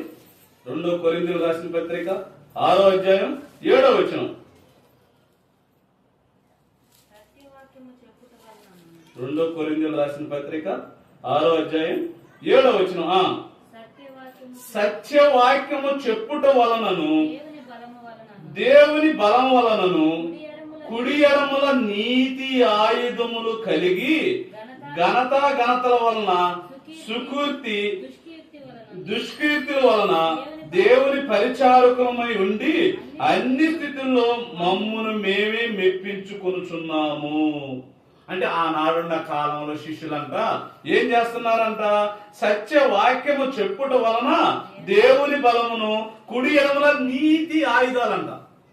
జాగ్రత్తగా మీరు చేసుకోండి. నీతి ఆయుధాలు. ఒక మనిషికి ఆయుధం కావాలి. ఒక యుద్ధానికి వెళ్ళాలంటే కత్తితో, ఇప్పుడున్న దగ్గర పిస్టలో, ఇట్లా రాజకీయాలు, ఇవన్నీ ఆయుధాలు, ఇవన్నీ రకరకాలుగా ఉంటారు. మనిషికి రావాల్సినవి అవి రానికుండా చేయటం, ఇది వచ్చే ఆఫ్ చేయటం, నీళ్ళు, ఇట్లా రకరకాలు ఉంటాయి. వాళ్ళ ఆయుధాలు, అధికారాన్ని ఆయుధాలు ఉంటాయి. ఒక యుద్ధంలో వాళ్ళకి ఒక పిస్టల్ అయినా ఒకటనే ఉంటది. కానీ క్రైస్తవుడైన వారు నూతనంగా నీవు నేను ధరించుకోవాల్సింది నీతి ఆయుధాలు. నీతి ఆయుధాలు కూడా ఉంటాయా? ఏమంటే నీతి ఆయుధాలు కూడా ఉంటాయా? ఈ ఆయుధాలు అయితే చూసాం, కత్తి చూసాం, కర్ర చూసాం, పిస్టల్ చూసాం, అధికారాలతో ఈ ఆయుధాలు చూసాం. కానీ నీతి ఆయుధాలు ఏంటి? ఆ నీతి ఆయుధాల ద్వారా మనం ఏం చేసుకోవాలి? మన జీవితాన్ని బలపరుచుకోవాలంట. అంటే నీతి ఆయుధాలు ధరించుకుంటే మనకి విశ్వాసంగా లేదా దేవుని నమ్మిన వారంగా ముందుకు కొనసాగుతామా? కొనసాగుతామండి. ఒక్కసారి చూడండి, 2వ పేతురు రాసిన పత్రిక 4వ అధ్యాయం. ఏమండి?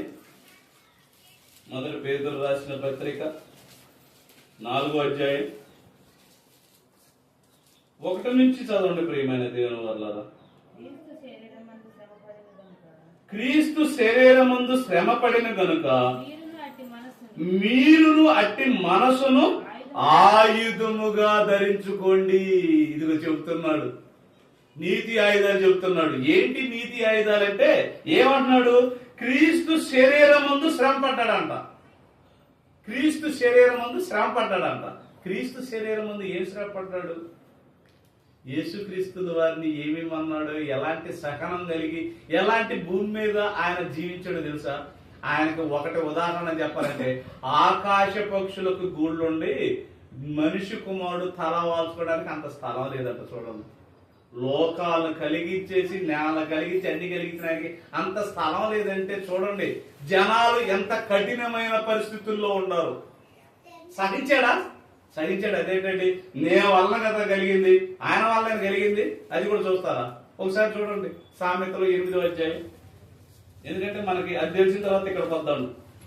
ఎందుకంటే ఆయన వల్ల కలిగినవి లేదు మనకు కూడా తెలియాలి కదా. మనకి మన తల్లిదండ్రులు అయి చేపించారు, మన తల్లిదండ్రులు ఇల్లు కట్టారు, ఇది తెలుసు. కానీ ఏమండి, దేవుని వల్ల కలిగిన అన్న సంగతి మనకి తెలియదు ప్రియమైన దేవుని వల్ల. ఎందుకు?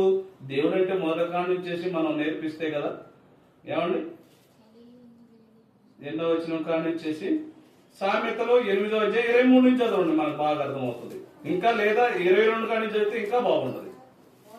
పూర్వకాలమందు తన సృష్టి ఆరంభమున తన కార్యములో ప్రథమమైన దాన్ని యెహోవా నన్ను కలుగు చేసెను. అనాది కాలం మొదలుకొని మొదటి నుండి భూమి ఉత్పత్తి అయిన కాలమునకు పూర్వము నేను నియమింపబడితిని. ఎప్పుడు?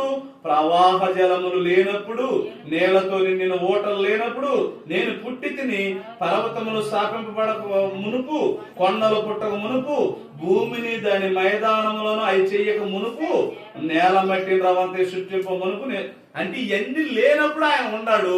ఇవన్నీ యేసుక్రీస్తు లేకుండా ఏది కాగల అన్ని యేసుక్రీస్తు వారి ద్వారానే కలిగింది. ఎవరికి ఇవ్వాలని? మనకి ఇవ్వాలని. ఆయన ద్వారా కలిగినాయి. ఆయనకి లేకపోవటం దాని జ్ఞాపకం చేసింది నేను. అంతే. అది చెప్పాలంటే పెద్ద సబ్జెక్ట్ అనమాట. అంత సబ్జెక్ట్ అయితే ఇప్పటికే ఇంకా టైం అయిపోతుందేమో, తొందరగా కానివ్వండి, ఉన్న 4 5 అని అనుకోవచ్చు. అంతే కదా. ఆకలి అవుతా ఉంది, నాకు ఆకలి అవుతుందిలే. మీదని శరీరం, నాది కూడా శరీరమే. కాకపోతే మీ జనవరి 1 రోజున మధ్యాహ్న కాలంలో 2 3 దేవుని మాటలతో ఆయన నామాన్ని గనపరుచుకుంటూ మన బలహీనతలు కానీ మన ఏ ఉన్నా కానీ అవన్నిటిని మనం ఏం చేసుకోవాలి? సరి చేసుకొని నూతన సంవత్సరంలో నూతనంగా బ్రతకటానికి, మన బ్రతుకును మార్చుకోవడానికి ఆయన వాక్యమే ఆధారం. రండి, దీంట్లోకి రండి. 1 పేతురు 4:1 నుంచి 2 మాటలు చూడండి, ముగించేసుకున్నాను ప్రియమైన దేవుని వల్ల. క్రీస్తు శరీరం ముందు చాలా శ్రమ పడ్డాడు. ఒక స్థలం విషయంలోను యేసుక్రీస్తుల వారు తనకు ఇదిగో దెయ్యాలు బయట రకరకాల ఎన్నో శ్రమలని, దేవుడు కుమారుడు కాదని ఎన్నో ఎన్నో ఎన్నో శ్రమలు.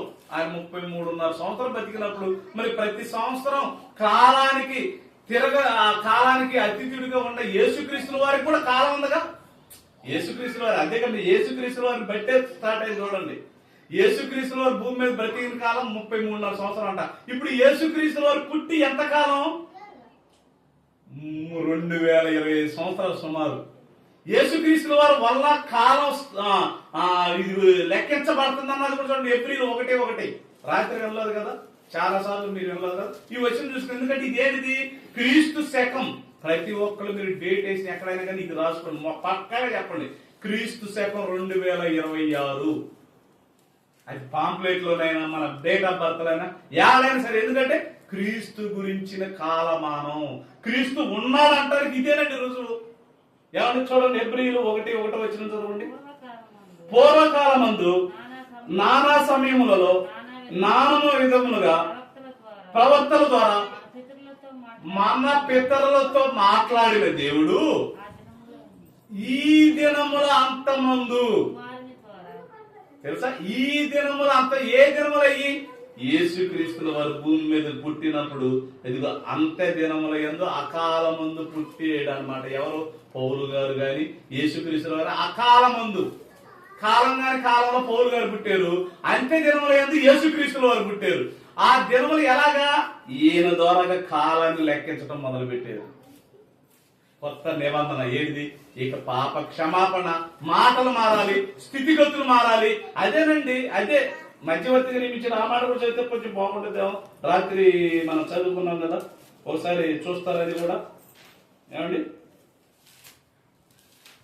ఉందా? ఏదైనా ఒక వాక్యం చేస్తారా? రాత్రి క్రీస్తు యేసు మధ్యవర్తి ఉన్నాడు అన్నది.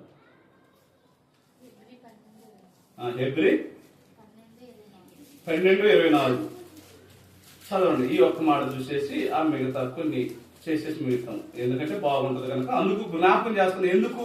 యేసుక్రీస్తుల వారు కాలమానానికి మధ్యవర్తిగా ఉన్నాడన్న సంగతి మనకు తెలియకపోతే ఇవాళ సమాజం చూడండి, ఆ క్రీస్తు ఆ కథలే, క్రీస్తు ఆ మతములే అని అనుకుంటున్నారు. మతస్థుడు కథ అయితే ఈ క్రీస్తు శకం, క్రీస్తు పూర్వానికి మధ్యవర్తిగా ఎందుకు యేసుక్రీస్తు వారి పేరు పెట్టాల్సి వచ్చింది? ఎందుకు ఇవ్వటం కూడా క్రీస్తు శకం 2026 అని చెప్పుకోవాల్సి వస్తుంది? ప్రతి ఒక్కరు డేట్ వేసుకోవాలన్నా కూడా అది నోటు మీద గాని లేదా చెక్కు మీద గాని, బ్యాంకు వాళ్ళు గాని, పుట్టినరోజులు గాని, ఈ అన్నిటికీ మనం క్రీస్తును బట్టే కాలం వచ్చింది. నాకు ఇది 39 సంవత్సరాలు దేని బట్టి అనగలుగుతున్నావు? కాలమానానికి క్రీస్తే మొదలు పెట్టాడు మధ్యవర్తిగా. చదువు మాట చదువు. ఏప్రిల్ రాసిన పత్రిక చదువు 11. క్రొత్త నిబంధనకు మధ్యవర్తి అయిన యేసునొద్దకును హెబేలు కంటే మరి శ్రేష్టముగా పలుకు ప్రోక్షణ రక్తమునకు మీరు వచ్చి ఉన్నారు. అంటే యేసుక్రీస్తుల వారు పుట్టినప్పటి నుంచేసి ఎలాంటి వాళ్ళు వచ్చారు? ఎలాంటి వాళ్ళు వస్తున్నారు? ఇంకా యేసుక్రీస్తుల వారు ప్రభువుని నమ్ముకున్న ప్రతి ఒక్కళ్ళు ఎలాంటి వాళ్ళు? ప్రోక్షణ రక్తం. హెబేలు రక్తం అయితే ఏమంటుంది? శిక్షించమంటుంది. యేసుక్రీస్తుల వారి రక్తం అయితే క్షమించు. మరి ఎలాంటి వాళ్ళు? మన నీతి ఆయుధాలు ఎలాంటి ఆయుధాలు అంటే మనలో కొన్ని ఆయుధాలు ఉన్నాయా? ఆ ఆయుధాలను ఏం చేసుకోవాలి? వజ్రంతోనే కొయ్యాలంటారు కదా, వజ్రంతోనే కొయ్యాలి. మరి మనలో నీతి ఆయుధాలు కావాలంటే మనలో ఏ ఆయుధాలు ఉన్నాయి? ఇప్పుడు చదవండి, 1 పేతురు రాసిన పత్రిక 4వ అధ్యాయం. ఏమండి ఇప్పుడు చదవండి, 2 మాటలు చదువుకుందాం. ఆ అధ్యాయం అంతా ఆ నీతి ఆయుధాల గురించే మాట్లాడతాడు. ఏమండి 4:1 నుంచి, క్రీస్తు శరీరమందు శ్రమ పడిన గనుక మీరు అట్టి మనసును ఆయుధముగా ధరించుకోండి. శరీర విషయంలో శ్రమ పడిన వాడు శరీరమందు జీవించు, మిగిలిన కాలం ఇక మీదట మనుషు జాలను అనుసరించి నడుచుకొనక దేవుని ఇష్టానుసారంగానే నడుచుకున్నట్లు పాపము జోలికి ఇంకా నేమియు లేక ఉండెను. ఏంటి అయ్యి? మనలో కొన్ని నీతి ఆయుధాలు కాదవి. నీతి ఆయుధాలు యేసుక్రీస్తులో వారు ధరించుకొని ఉన్నాడు. నీతి ఆయుధాలు ధరించుకొని ఆయన జీవితకాలం అంతా బ్రతికాడు. మనిషిలో ఏం ఆయుధాలు ఉండి అది 3 వచ్చింది చదవండి. మనము పోకిరి చేష్టలు, దురాశలు, మద్యపానం, అల్లరితో కూడిన ఆటపాటలు, త్రాగుబోతులు, విందులు, చేయదగినవి నని విగ్రహ పూజలు మొదలైన వాటి యందు నడుచుకొనుచు అన్యజనుల ఇష్టము నెరవేర్చుచుండుటకే గతించిన కాలమే చాలు. అర్థమైందా? ఏ కాలం అంట? ఇప్పుడు 2020 అంటే ఎంతండి? అన్ని జనుల ఆచారాలు ఏంటి? కొత్త సంవత్సరం కదా, ఇదిగో ఇలా చేద్దాం. కొత్త సంవత్సరం కదా, ఇదిగో బాంబులు వేద్దాం. ఇదిగో కొత్త సంవత్సరం కదా, ఇదిగో రాజకీయాలు చేద్దాం. కొత్త సంవత్సరం కదా, రకరకాలు చేద్దాం అని ఎన్ని ఎవరి అన్ని జనులు వాడి అంటున్నాడు. అదే అంటున్నాడు ఆ కాలంలో నుండి. ఏది?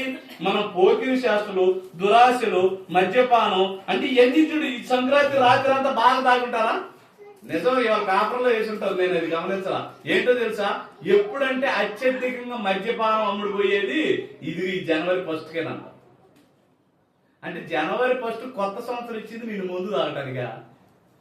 ఏమంటే కేకులు ఎక్కువ కట్ చేయాలి. ఈ కేకులు అవన్నీ షుగర్లు అయినా కూడా అక్కడ టెంట్ కొట్లు వేసి లైటింగ్లు వేసేసి అబ్బబ్బబ్బబ్బా స్వీటు ఇది. అంటే స్వీట్ ద్వారా వీటి ద్వారా కొత్త సంవత్సరం ఇదే నూతనంగా నువ్వు నేర్చుకుంది. ఒక కేక్ కట్ చేయడం వల్ల ఒక స్వీట్ పెట్టుకోవటం, బాంబు వేసుకోవటం, చక్కగా ముందు తాగటం, ఇదిగో బైబుల్తో గిరగిరా తిప్పటం.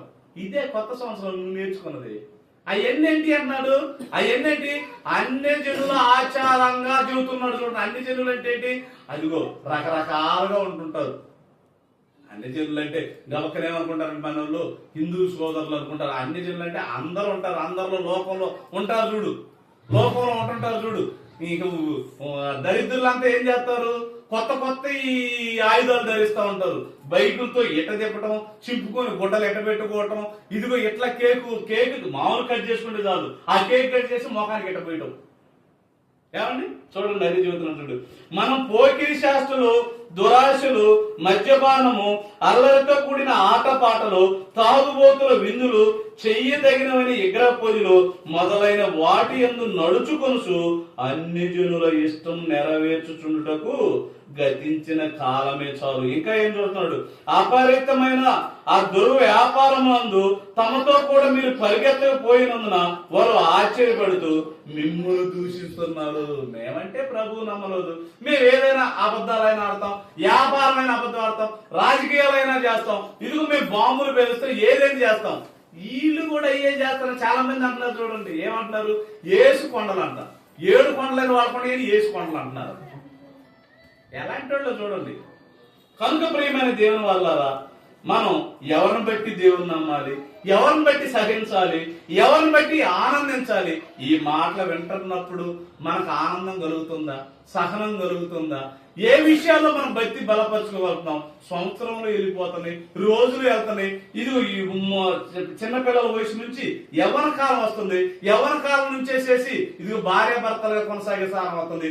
తర్వాత తల్లిదండ్రుల స్థానం అవుతుంది. తర్వాత ముసలివాళ్ళ స్థానం అవుతుంది. కానీ సంవత్సరములు గడుస్తున్నాయి కానీ గతించిన కాలంలో మనలో ఉన్న భక్తి హీనతే కొనసాగుతూ ఉంది. కనుక ప్రియమైన దేవుని వల్ల మన విధి విధానాలని ఇలాగా ఎన్నో మాటలు. ఇదిగో ఒక యోబు గారిని, భక్తులు ఎంతో మంది ఉన్నారు. వాళ్ళందరూ మనం చూసుకుంటూ మన జీవితాన్ని ఏం చేసుకోవాలి? సరి చేసుకోవాలి. చివరిగా చూడండి, మార్కు సువార్త 11వ అధ్యాయం చూడండి. ఎందుకంటే మనం ఎన్ని చేసుకుంటాం, మనకు ఒకటి ఉంది కదా, ఏముంది? ప్రార్థన ఉంది. ఆ ప్రార్థన అనేది మనం ఎట్లా అనేది చూడండి, బాగుంటది. మార్కు సువార్త ఏమండి 11వ అధ్యాయం 22 నుంచి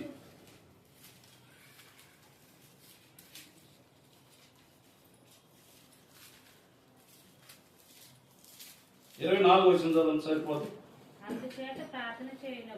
అందుచేత ప్రార్థన చేయనప్పుడు మీరు అడుగుచున్న వాటి నెలలను పొంది ఉన్నామని నమ్ముడి, అప్పుడు అవి మీకు కలుగునని మీతో చెప్పుచున్నాను. 25 మీకు ఒకరి మీద విరోధం ఏమైనా కలిగి ఉండేలా మీరు నిలవబడి ప్రార్థన చేయనప్పుడల్లా వారిని క్షమించండి. అప్పుడు పరలోకమందున్న మీ తండ్రియు మీ పాపములు క్షమిస్తాడు. అది మనం నేర్చుకోవాల్సింది.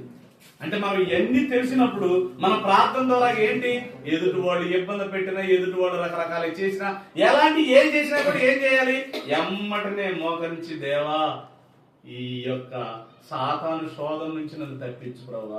ఇదిగో నాకు తెలిసి తెలియక ఇదిగో ఒక మనిషి వల్ల, ఇదిగో ఆవేశం వల్ల, కోపం వల్ల, ఇదిగో గబక్కన వెళ్ళి నాయన మాట జారాను ప్రభువా. ఇక మాట జారకుండా ఈ సంవత్సరంలో ఇదిగో ఎంతేనండి, నేను ప్రార్థన చేసేటప్పుడు ఒకటే అంటాను, నా పిల్లలైనా నేనైనా వెళ్ళేటప్పుడు నేను ఒకటే ప్రార్థన చేస్తాను, దేవా ఇదిగో మేము వెళ్ళే ప్రయాణాల్లో గాని, మేము వెళ్ళే దాంట్లో గాని మా ద్వారాగా నోడు తోలకూడదు, ఎదుటోళ్ళు వారి ద్వారా కూడా తోలకూడదు. మా బళ్ళు సక్రంగానే పోవాలి, ఎదుటి వాళ్ళ బళ్ళు కూడా సక్రంగా రావాలి. అంతే కదండి. నేను కరెక్ట్ గా పోకపోయి ఎదుటోడు కరెక్ట్ గా రాకపోయినా దెబ్బే, ఎదుటోడు కరెక్ట్ గా రాకుండా నేను కరెక్ట్ గా పోయిన దెబ్బే. మనం ఏమని ప్రార్థన చేసుకోవాలి, మనము జాగ్రత్త. మనం ఏంటంటే ఎప్పుడు ఎదుటోళ్ళు జాగ్రత్తగా ఉండాలని చెబుతాం. ఎదుటోళ్ళు నువ్వు సహించు. నేను చాలా మంది పాస్టర్లు చూశాను, చాలా మంది నిన్ను వల్ల మీ కుటుంబాలు బాగుండయా, నీ పొరుగు వారిని ప్రేమించండి, నువ్వెలా ఉండవు నిజంగా. ఇప్పుడు నేను ఏ విషయంలో అయినా సరే నేను క్షమాపణ కలిగి ఒకరి పట్ల ఒక జాలి కలిగిన హృదయంతో ఉండి, అమ్మ జాలిగా ఉండరా, ఏంట్రా నేను ఒంటలో జాలిగా అని అంటే బాగుంది. ఏమండి నేను ఇచ్చేవాడుకోండి, నువ్వు కూడా దేవుని కోసం ఇవ్వండిరా, నేను ఎంతో ఖర్చు పెడతాను అంతన్నా ఇవ్వండి కొద్దిగా అని అంటే బాగుంది. నేనేమి ప్రేమించకుండా, నేనేమి ఇవ్వకుండా మీరు ఇవ్వాలి, ఇది మీరు ప్రేమించాలి, మీ కుటుంబాలు బాగులేవు. నీ కుటుంబాన్ని అందరూ చూస్తున్నారు తెలుసా, అందరి కుటుంబాల గురించి నువ్వు చెబుతున్నావు. నీ కుటుంబాన్ని గురించి, నీ వ్యక్తిగత జీవితాన్ని గురించి, నీ మాట గురించి, వీటన్నిటి గురించి జనం చూడలేదు అనుకుంటున్నారా? జనం వచ్చే చూస్తారండి. మన స్థితిగతులు మార్చుకోవాలి. ఈ కొత్త సంవత్సరంలో మీకు ఎందుకంటే ఈ భక్తిలో బలపడాల్సిన మాటలు చెబుతున్నానంటే, ఇవన్నీ నా ద్వారాగా నేను దేవుళ్ళు బలపడుతూ వస్తున్న మాటలే. నా భక్తి జీవితంలో ఉండే ఈ 12 సంవత్సరాలు 11 దేవుళ్ళకి వచ్చిన ఒక నూతనముగా అన్నండి. నేను ఈ కష్టాలు పడట్లేదు అనుకోకండి, ఏదో దర్జాగా ఉంటున్నాడు అనుకోకండి. ఇది ఈ గుడ్డలు వేసుకోకుండా ఇట్లా వేసుకోకపోతే ఈ వాక్యాన్ని వినలేరండి ఎవరు. అందుకే ఆ పైన జాకెట్ ఒకటి, కోట్ ఒకటి, ఈ అంగి ఒకటి, ఇవన్నీ నాకు చాలా ఇష్టం. లింగి కొట్టుకొని మామూలుగా సరదాగా జనాలు అందరూ తింటారు. అయినా అప్పుడప్పుడు బాధపడుతుంటారు, అప్పుడప్పుడు నువ్వే చేపడ అంటారు. ఏం చేస్తాం, తప్పదు, అన్ని నేర్చుకోవాలి. అప్పటికేం చేస్తాను, కొద్దిగా ఏదో ఎక్కర్లో ఉన్నాను కదా, ఏదో రిక్వెస్ట్ చేసుకోవటం ఎందుకు, వాళ్ళ నాన్నలో. ఎందుకంటే పాపం వాళ్ళకి తెలియదు. తెలిసిన మనం కూడా జాగ్రత్త కలిగి ఉండాలి కదా. డ్రెస్సుల్లో జాగ్రత్తగా ఉండాలి, మాటల్లో జాగ్రత్తగా ఉండాలి, స్థితిగతుల్లో జాగ్రత్తగా ఉండాలి, అన్నిట్లో జాగ్రత్తగా ఉండాలి. మరి యేసుక్రీస్తు వారు అన్ని కలిగించిన ఆయన పరలోకం వెళ్ళటం పెద్ద సమస్య కాదు. ఆయన అందరిని శిక్షించడం పెద్ద సమస్యే కాదు. ఆయన సహించకుండా అందరినీ ఒక్క మాట ఆయన నోరు తెలిస్తే భూమి అంతా పగిలిపోద్ది. అంతా ఆయన గర్తించక ఏమైందండి, శిష్యులు వాళ్ళంతా వచ్చినప్పుడు, తుఫాన్ వచ్చినప్పుడు ఆయన మాట శబ్దానికి ఆగిపోయింది, గజగజ ఉడికిపోయింది. అలాంటి శక్తిమంతులు భూమి మీద ఉన్నప్పుడు ఎక్కడుండి కొద్ది కాలంలో ఎందుకయ్యా, ఈ నూతన సంవత్సరంలో నూతనంగా నువ్వు మార్పు చెందేది మరో కాలంలో ఉంది కదా. ఆ కాలంలో కోట్లాది కోట్ల సంవత్సరాలకి బతకడానికి ఇది నూతన సంవత్సరంలో వచ్చే కొద్ది నువ్వు బలపడుతూ దేవుల్లో బలపడు. అలాగ మనం దేవుని నమ్ముకుంటే మన జీవితం బాగుండిద్ది. మన జీవితంలో దేవుడు ఆనందపడతాడు తప్ప ఇక ఎలాగ చేసి దేవుడు ఆనందపడతాం, మనమే ఆనందపడతాం అంతే. నేను మంచి భక్తి చేసి వచ్చాను, దేవుణ్ణి ఆరాధించాను, దేవుని సన్నిధిలో ఉండను, మనకు మనం దేవుడు ఆనందపడ్డావు. మీరు గుర్తుపెట్టుకోండి, ఏ విషయాన్ని సరే ఒక్కసారి వాక్యం ద్వారా పరిచయం చేసుకుంటే ఉండదు అలాగా. మీరు గమనించుకోండి, నేను ఎందుకు ఎక్కువగా కఠినమైనా కూడా రాకపోయినా సరే ఎందుకు చెబుతున్నాం, ఇది తెలియాలి. ఇక్కడ కొంట ఉందని తెలియకపోతే కొంటలో పడి చచ్చిపోడు ఎవరండి. ఇక్కడ ఉన్న వాళ్ళంతా మన చిన్నమ్మలు, మన బాబాయిలు, మన నాన్న ఏమనుకున్నా కూడా ఓ పండగ చేసుకోవాలన్నా కూడా అందరూ ఎందుకు తలా కొద్దిగా వాళ్ళు ఒకరే చేయలేవు. మనందరం కలిసి చేసుకుంటేనే గొప్పతనం అనుకుంటుంటారు. అందరూ వచ్చి కూర్చొని ఇప్పుడు మనం పెళ్లి చేసుకున్నాం, అందరూ రాకపోతే మనకి ఏదో వెళ్తూ, మన బంధువులు రాకపోతే వెళ్తూ, మరి మన నోళ్ళకి అయ్యా ఇది పెళ్లి ఇవన్నీ మానుకొని వచ్చేసేనా ఆయన అని అంటుంటాం. ఇది ఇవన్నీ మానుకొని వచ్చే ఇవన్నీ ఎందుకు అంటుంది, మన బంధువులు ఎలాగున్నాము మరో ప్లేస్ లో కూడా దేవుని కాడ ఉండాలని తాపత్రం అందరూ కలిగి ఉండాలి.